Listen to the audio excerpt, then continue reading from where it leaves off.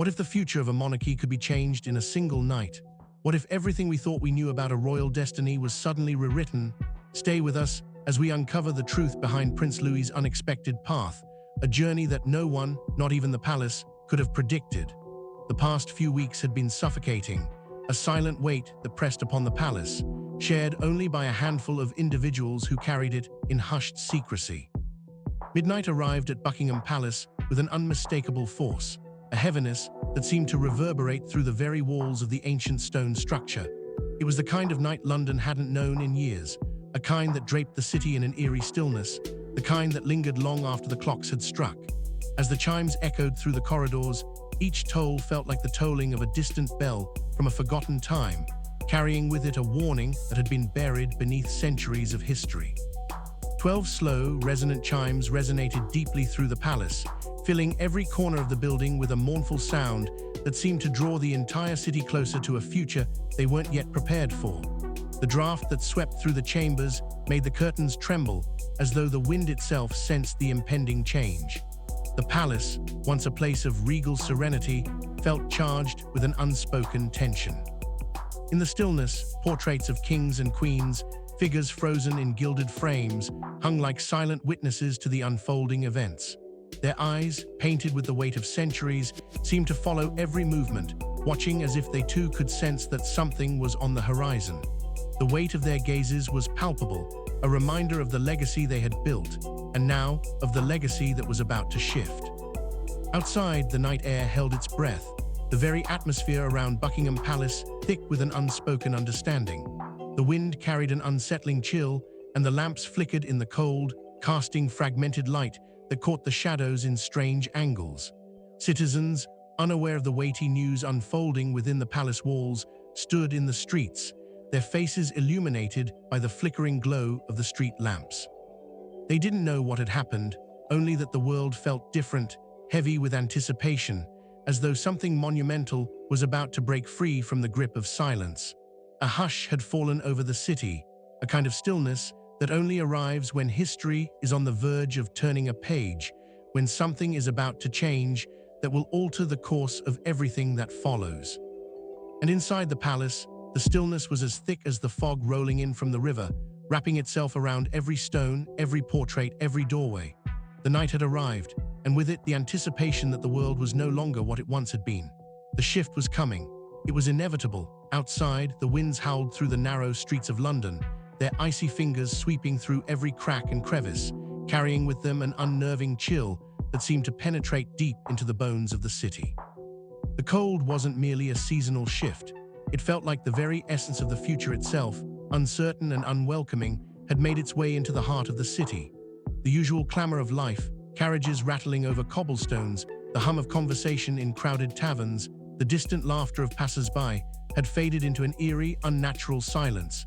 Citizens, who had no knowledge of the silent storm brewing behind the palace gates, stood unwittingly beneath the thick blanket of night. Scattered throughout the city, their pinpoints of light flickered uncertainly in the dark, like fleeting stars in an empty sky. Each flicker seemed to mirror the hesitance of the city itself, as if everything were on the verge of shifting, yet no one could quite grasp what had changed. They stood unaware, waiting for something, though what that something was, no one could say. The air itself had changed, thick with the scent of something unspoken, as if the world had suddenly paused to watch, to listen, to wait. A profound hush had descended upon the palace lawns. It was not the quietude that comes at the end of a busy day, nor the peaceful stillness that settles over the city when night falls. No, this was a different kind of silence. It was the kind of stillness that only occurs when history stands on the brink of transformation, when the weight of what's to come presses so heavily on the moment that even the wind seems to hold its breath. It was a silence laden with anticipation, a kind of tension that vibrated in the air, thick and suffocating. The palace, which had long been a symbol of unchanging legacy, stood at the center of this stillness like a sentinel, its ancient stone walls silent witnesses to the unfolding events.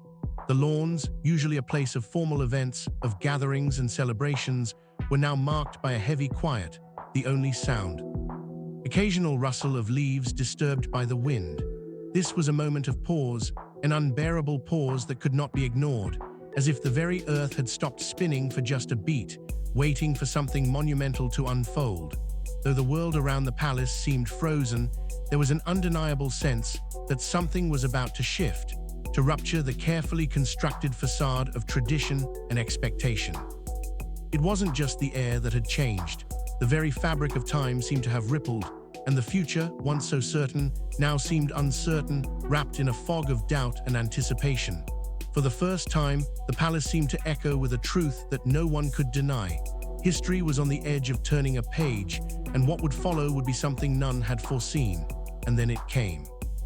A communique, small enough to fit into the palm of a hand, was released into the world without ceremony, without the usual grandeur. There was no fanfare, no royal balcony for the eyes of the world to gaze upon, no procession to mark its significance. It arrived quietly, in the stillness of the night, carried not by trumpets or draped in silk, but in just a few carefully chosen lines that seemed to hang in the air, weighted with more than just words. These simple sentences, crafted with the precision of centuries of royal tradition, had the power to send ripples through the very foundation of the kingdom. It was as if the words themselves carried the immense weight of a crown, each letter heavy with consequence, each syllable charged with the energy of history. The kingdom, as though in unison, held its breath.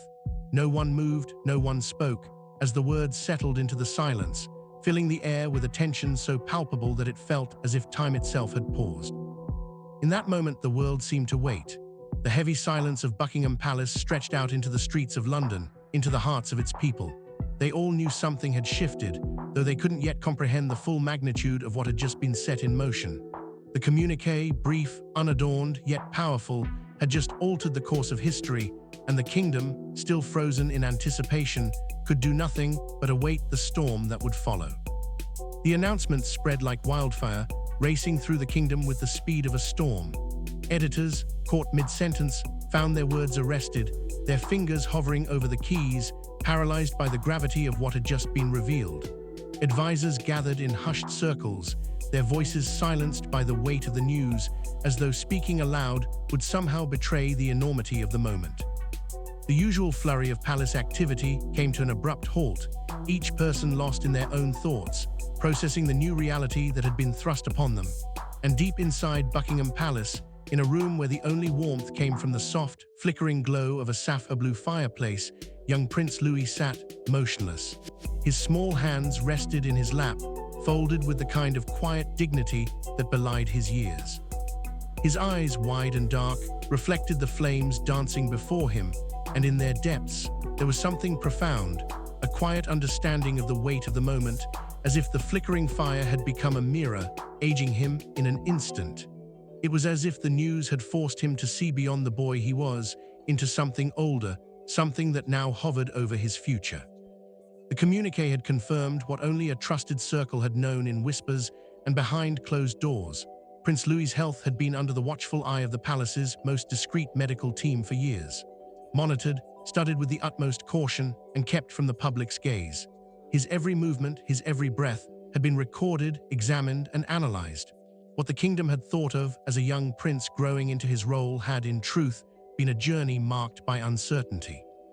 Now, with the release of the news, the future that had been so carefully mapped for him since birth was no longer a straight path. It was a winding road, one that would need to be rewritten entirely.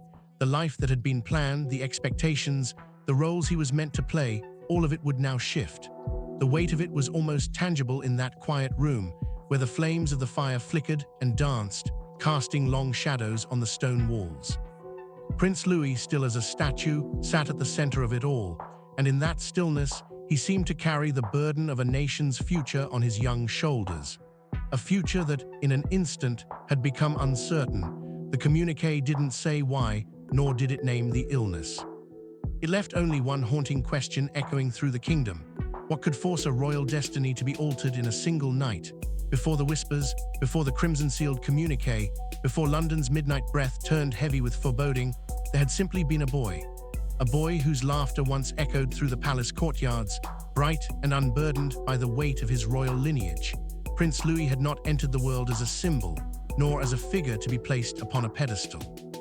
He arrived, as all children do, small, curious, and unmarked by the weight of the myths that others would later construct around him. In those early years, he was a spark of unexpected joy, a burst of light within a family often shrouded in dignity and restraint. His presence was a breath of fresh air, an innocence that stood in stark contrast to the regal, often somber world into which he was born. It was in his playful expressions during royal parades, those moments when he would wave both hands enthusiastically, as if greeting not a kingdom of thousands, but a playground of familiar faces, that his true essence shone through. These simple gestures, bright, unscripted, and full of unguarded warmth, became living postcards, captured in photographs and broadcasted to the world. To millions, these images were not just of a prince, but of a child who radiated a joyful authenticity that was as rare as it was precious in the carefully curated world of royalty. The way he scrunched up his nose at the sound of planes flying overhead during national ceremonies, or the way he tugged at his mother's sleeve when the speeches became too long, made him instantly relatable to anyone who watched. He wasn't a figure in a crown, distant and unreachable. He was a little boy, full of life and curiosity, unburdened by the royal expectations that would come to define him. His moments of unfiltered joy became symbols of a new era, a reminder that even within the walls of Buckingham Palace, a child could bring a sense of wonder and a bit of mischief to the otherwise controlled and formal world of monarchy. He was the prince who scrunched his nose with pure joy, giggling at the roar of planes soaring overhead during national ceremonies, completely unbothered by the grandeur of the event. His attention, so effortlessly diverted, lay more in the sound of the engines than in the polished speeches or the royal pageantry. He tugged at his mother's sleeve when the speeches stretched on too long, his small impatience more endearing than disruptive, a reminder of the universal truth of childhood, restlessness in the face of formality. These small, candid moments became the essence of who he was to the world, a prince whose joy was rooted in the simple things, whose life, even within the heavy shadows of the monarchy, remained pure and unaffected by the weight of his title. But beyond the public moments, behind the images of waving hands and beaming smiles, life within the palace walls seldom mirrored the picture-perfect scenes displayed in the media. Within the private nursery wing, Louis revealed a different side of himself, one that was quieter, more inwardly focused, attuned to a rhythm that many would never see. While other royal children were carefully shaped and guided toward public discipline, their movements orchestrated by centuries of tradition, Louis seemed to be drawn naturally away from the spotlight. His gravitation toward the library was instinctive, like a gentle pull from something deeper than the demands of royal duty. In the library, the world outside seemed to vanish, replaced by the soft, reassuring quiet of ancient knowledge. Louis would sit cross-legged on thick, embroidered carpets, the textures beneath him grounding him in a way the hustle of court life never could. Surrounded by walls lined with books that contained the wisdom of ancient kingdoms, the discoveries of explorers, and the stories of long-forgotten empires, he found peace in the stillness of these stories. Ceremony, however, is a language the royal family learns from a very young age. It is not just a set of actions, it is a way of being, an intricate dance of tradition and duty that is ingrained into every member of the family. Louis, though still a child, approached it with a good-hearted effort, as he did with everything. He tried to follow the rules of the royal script, polite nods, gracious smiles, measured steps, his sincerity apparent in every gesture. Yet beneath the surface of these well-rehearsed actions, something subtle lingered, almost imperceptible to the public eye, but felt deeply by those close to him. There was a quiet strain, an unspoken weight that never quite left him. After major events, once the grand ceremonies had concluded, the cameras packed away, and the uniforms hung neatly back in their racks, Louis's energy would often falter. The vibrant, playful spark that had shone so brightly during moments of unguarded joy seemed to dim, leaving him drained in a way that his siblings didn't experience. They too were young, but their endurance in these high-stakes environments was different, more natural, more in tune with the rhythm of royal life. For Louis, the prolonged engagement, the crowded public appearances, and the constant pressure of being watched took a toll on him in a way that was both subtle and undeniable. His energy, once bright and boundless during moments of play, seemed to drain during these formal occasions. Where he had once darted joyfully between the hallways full of life, it was now as if every step in the public eye took something from him. The long days of state dinners, the endless handshakes, the spotlight that followed him wherever he went, it all left him physically exhausted. The noise, the crowds, the expectations, they felt heavier to him than they did to his siblings. His small, earnest body, filled with so much vitality in the moments of respite, could not maintain the constant facade of royal duty for long. Though he smiled, though he dutifully stood beside his family, a quiet exhaustion shadowed him like an uninvited guest. The public saw only the smiling prince, waving from a balcony, but behind the scenes, when the cameras were gone and the applause had faded, Louis often sought solitude, retreating to the quiet corners of the palace to recover. The private moments when he could simply breathe, away from the noise and the watchful eyes, became essential to him, allowing him to recharge, if only for a little while. But even these brief respites could not undo the toll that the life he was born into had begun to take on him. His parents noticed it first, not with alarm, but with the quiet intuition that only family can possess. It was a gentle understanding, born from years of knowing their son better than anyone else, sensing the subtle changes in his energy and mood that others might miss. They saw the contrast, the shifting rhythm of their youngest child as he moved through the palace. There were days when Louis bounced through the grand halls, his small feet light and quick, as though he carried a pocketful of summer sunlight with him. His laughter would fill the air, echoing down the long corridors, bright and unrestrained. On those days, he seemed to have boundless energy, as if the weight of royal expectation hadn't yet found its way into his shoulders. He would dart in and out of rooms, his joy infectious, his spirit untamed by the constraints of palace life. He was the picture of childhood exuberance, unaware of the rules and roles he would one day inherit. But then there were the other days when the energy seemed to drain from him, when the playfulness faded into quiet solitude. On those days, Louis would withdraw into himself, seeking solace in corners of the palace where the bustle of royal life couldn't reach him. His head would rest gently against the cool stone window frames, the weight of his small body leaning into the ancient walls as he gazed out at the gardens. His eyes, soft and distant, would trace the lines of the landscape, watching the leaves rustle in the wind or the flowers sway under the gentle touch of nature's breath. It was a moment of stillness, a quiet retreat from the expectations that weighed on him even at his young age. His parents watched this with understanding, not concern, because they knew this was not a sign of weakness, but rather a glimpse into the delicate balance of his nature. Louis, like every child, was shaped by moments of joy and moments of quiet reflection. What they saw in him was not a child unraveling under pressure, but one learning how to navigate a world that demanded more of him than he could yet give. The medical team assigned to monitor the royal household began to notice the same subtle patterns. Their observations were meticulous, yet always measured with a quiet professionalism.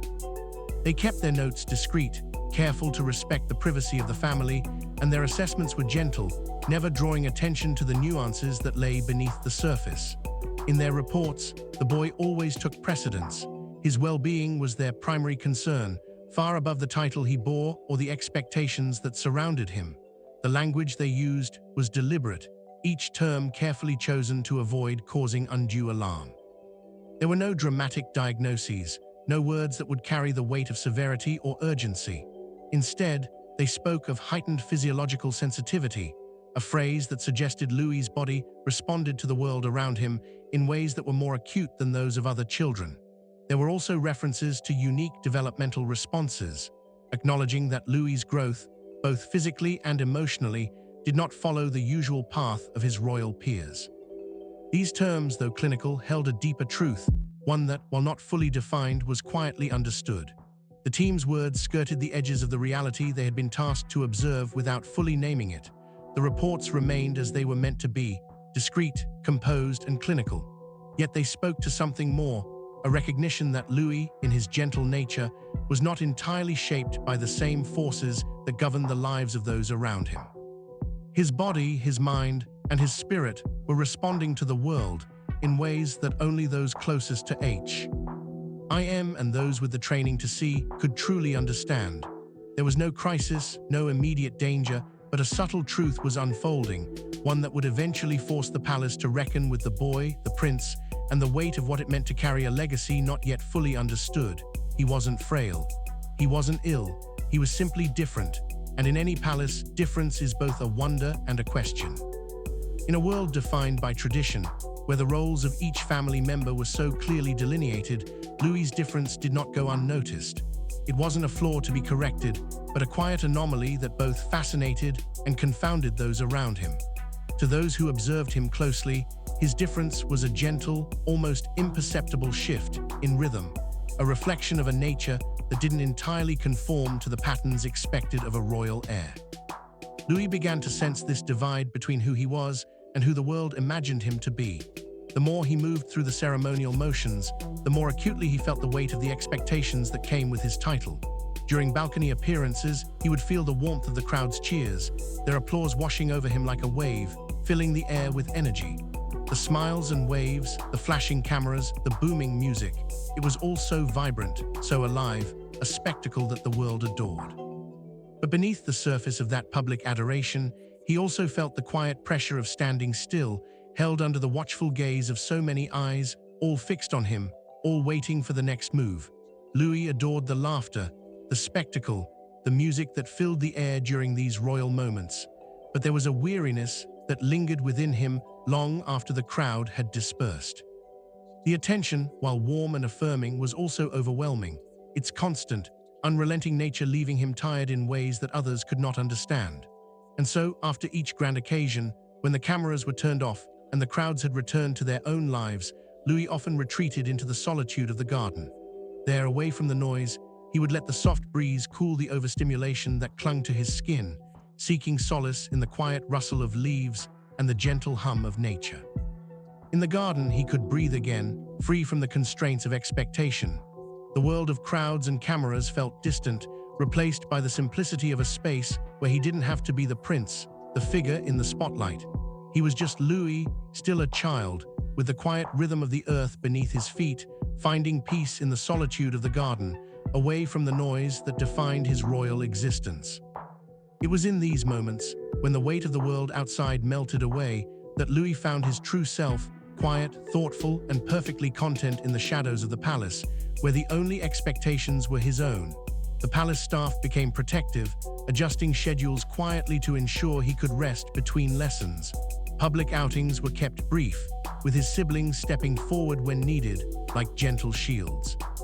They learned to sense when Louis needed a moment away from the noise, guiding him through traditions that didn't always fit neatly into his nature. Yet, for all the accommodations, one truth lingered unspoken. The destiny that tradition expected of him might demand more than his nature could comfortably give. Louis's childhood became a balancing act, a quiet negotiation between the world that saw him as a charming symbol of modern royalty and the hidden world, where he simply existed as a thoughtful, introspective boy who preferred stories to ceremonies and warmth to grandeur. He lived in the spotlight, but he instinctively belonged to the shade, not darkness, but a calm, protective quiet where he could simply breathe. No one could have predicted then that these small observations, these subtle adjustments, would form the foundation of a decision that would eventually shift the monarchy's path. Childhood for Louis was not the tragedy. It was the clue, the whisper of a fate diverging softly from the one carved in silver for him at birth. As Louis entered his preteen years, adolescence arrived subtly, as it does in most households. A shift in height, a deeper tone of voice, a growing seriousness that began to settle into his gaze. Yet in the hallowed halls of Buckingham Palace, adolescence does not slip by unnoticed or unfurl without preparation. It is not a quiet, organic process, but a moment carefully scheduled, anticipated, and inevitably documented. In a world where every step is measured, where every transition is recorded, Louis's adolescence was marked not by the natural rhythms of growing up, but by a series of deliberate steps planned long before the first signs of change appeared. His tutors, seasoned in the art of royal education, had prepared for this moment with precision. The lessons began, diplomacy primers, sessions on etiquette, light ceremonial rehearsals. These were not demanding sessions, but rather gentle introductions to the life Louis was expected to lead, each one a carefully constructed step along a well-worn path laid out by centuries of tradition. These lessons, though not burdensome in their intensity, were a reminder that Louis's childhood, once filled with quiet moments of introspection and playful joy, was now transitioning into something more defined, more formal. The expectation was clear. The prince was moving closer to the weight of his royal duties. His life, once shaped by the innocence of childhood and the freedom to be himself, was beginning to fold into the rigid structure of monarchy. Each lesson, each rehearsal, was a brushstroke painting the life he was meant to lead. A life where tradition demanded he be ready to step into the public eye, to stand beside his family, and one day, to carry the mantle of his birthright.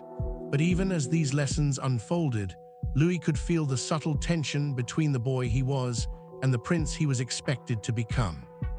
Each moment of preparation pulled him further away from the quiet corners of the palace he had once cherished, and closer to the role the world had waiting for him. In this moment, adolescence was not merely a physical change.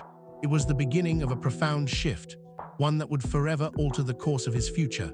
Louis approached these lessons with a sincerity and curiosity that belied his years, his quiet determination a reflection of a maturity that few could fully comprehend.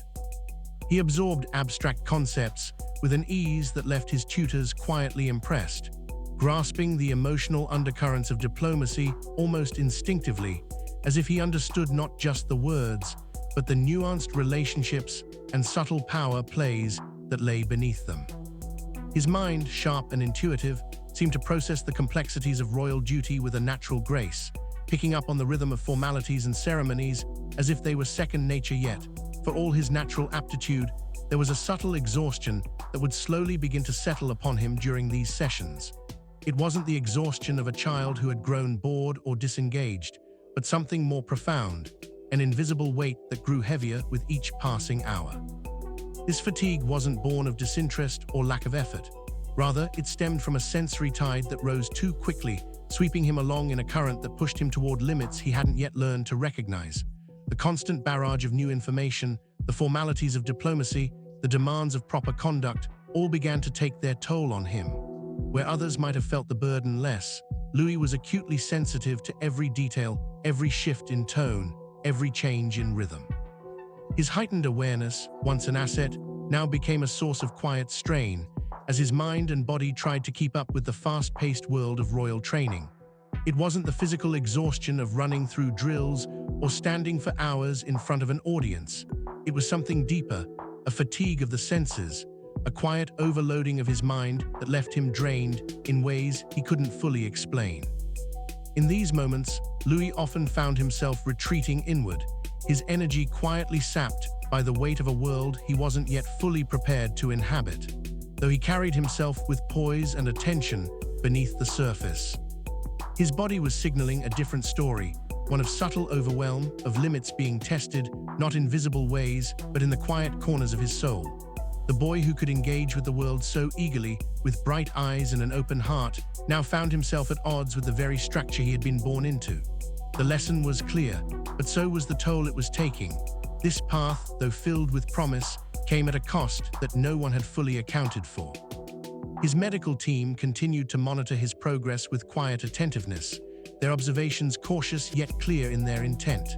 They noted that Louis's heightened sensitivity to crowds, noise, and the rigid formality of royal life was real, but it was not alarming.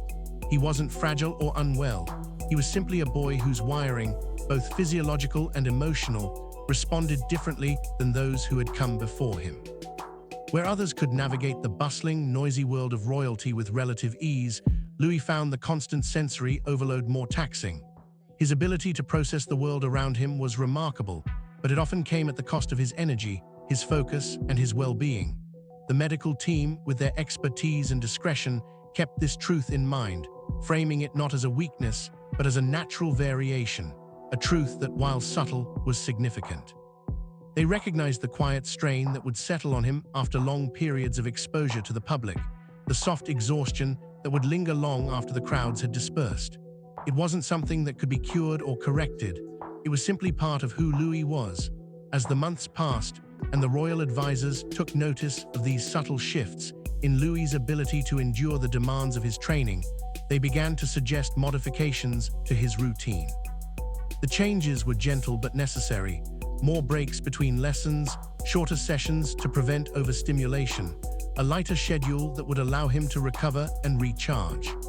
These adjustments, while minor in nature, began to take shape as part of a broader strategy to ensure Louis could continue his royal training without compromising his well-being. These modifications, though born from a place of care, also highlighted the delicate balance between tradition and humanity, a reminder that, despite the centuries of history that shaped the monarchy, there was room for a gentler, more individualized approach to royal duty. The suggestion of these changes was a quiet acknowledgement of Louis's unique needs, a recognition that the future of the royal family might have to evolve in order to accommodate the boy who did not quite fit the mold of those who had come before him. But tradition, as it often does, didn't bend easily. The cracks between heritage and humanity began to show, almost imperceptibly at first, like tiny fractures in a carefully constructed facade. The world of monarchy, built on centuries of rigid expectations, could not accommodate Louis's subtle differences without resistance. His attempts to fit the prescribed mold, to live up to the roles laid out for him, began to reveal the delicate tension between who he was and who he was expected to become. The young prince, determined as ever, tried his best to bridge the gap. He threw himself into his lessons with earnest effort. He perfected diplomatic greetings with the poise of a seasoned royal, learning how to offer a polite nod, a firm handshake, how to smile in just the right way at the right moment. He memorized historical lineages with the fluency of a scholar, absorbing centuries of royal history, knowing it would one day be his duty to carry that legacy forward. He learned the rhythm of formal dinners, the steady flow of conversation, the delicate art of positioning himself at the table, and the choreography of walking beside officials, his movements measured, precise like those of any royal heir. But after each session, after every lesson, the toll was undeniable. It wasn't the physical exhaustion of a long day, nor was it a lack of effort. It was something deeper, a subtle weight that pressed down on him, like an invisible hand that grew heavier with each passing hour. The strain, though not always apparent to the public eye, became increasingly clear to those who observed him closely.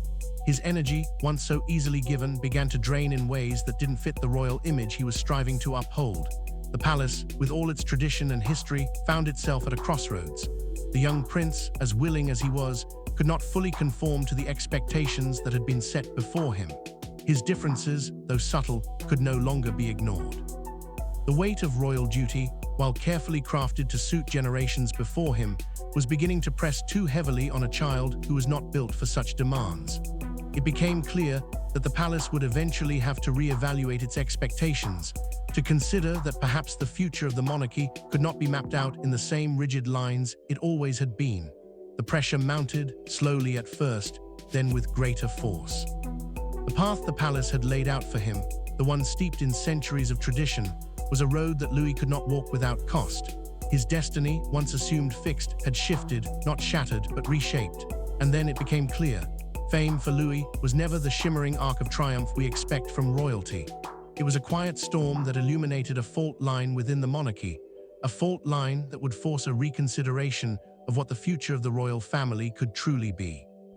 Through this realization, Louis's true purpose slowly began to reveal itself, not as the prince destined for the throne, nor the future ruler who would carry on the crown's legacy in the traditional sense, but as something much more profound. He was not meant to wear the weight of royal power in the way those before him had. Instead, his purpose was that of a guardian of history, a steward of the legacy that had shaped the crown for centuries, a keeper of the stories, the memories, and the values that had endured through the ages. The hidden truth, one that had quietly emerged through his quiet introspection and his connection to the past, was that Louis possessed something rare, something the royal family had never fully anticipated. It was not a drive for power, not an ambition to rule, but the capacity to carry the soul of the kingdom itself. Where others had been driven by the need to control and expand, Louis had something different, a deep, abiding respect for history, for the lessons passed down through generations, and for the fragile nature of legacy.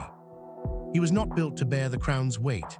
He was built to protect its heart, to preserve its meaning, and to ensure that the spirit of the monarchy lived on, not through the force of power, but through the preservation of its soul. And so, in a quiet, sacred room deep within the heart of Buckingham Palace, the king spoke, not as the monarch whose decisions shaped the future of a nation, but as a father who, at last, understood the true nature of his son. He placed his hand gently on Louis's shoe. Elder, his voice soft and filled with the weight of both understanding and love. "You were not made to carry the weight of public expectation," the king said, his words resonating in the stillness of the room. "You were made to carry memory, and memory, my son, is its own kind of power." In those simple words, everything changed. The future that had once seemed so rigid and unyielding, the path that had been set before Louis, was no longer the only path. There was a new way forward, one where power was not defined by the crown, but by the quiet strength of memory, by the ability to protect the essence of a nation without ever stepping into the spotlight. Louis's purpose had always been there, hidden beneath the surface, waiting to be seen. And now, in the quiet comfort of his father's embrace, it was clear. His true role was not to lead with a heavy hand, but to guide with a steady heart, preserving the soul of the monarchy for generations to come. What do you think? Is legacy defined by the crown or by the quiet protection of its stories? Let us know in the comments below, and if you want to continue exploring royal journeys and their untold truths, don't forget to like, subscribe, and share this story with someone who believes that true power lies in the preservation of history.